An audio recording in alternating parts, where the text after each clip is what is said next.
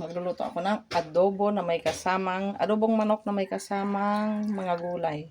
Para ay dumami naman. Kasi sa sobrang mahal ng mga bilihin ngayon. Ayan, lalagyan ko siya ng papaya. Bell pepper. 2 klaseng sibuyas.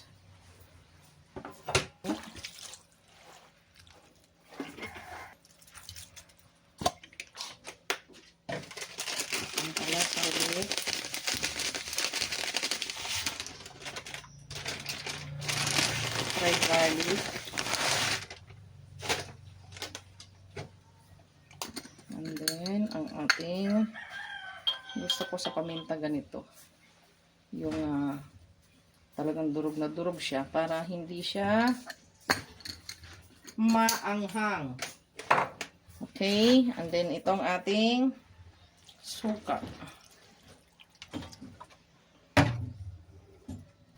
And then, ang pamana ng aking papa na recipe, ang asukal. O, diba?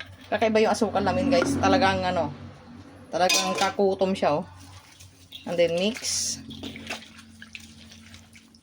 Mix natin na mabuti.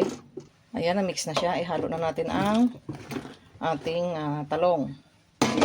So, sama-sama na siya, guys. Ang talong sa ibabaw lang. Hindi ko na siya hinalo kasi para hindi siya masyadong overcook. Kasi ang chicken naman ay madaling maluto. So, ilagay lang natin siya dyan. Okay, sasalang na natin. Ayan na. Ayan. Tatakpan natin para observe niya ang Ay, ang litang takip. Ayan, takpan na natin. Hintayin natin maluto, guys. Diba? Adobong manok na may gulay. Masabaw ang gusto ni Tol Maynard. Kay bahog daw sa kanton.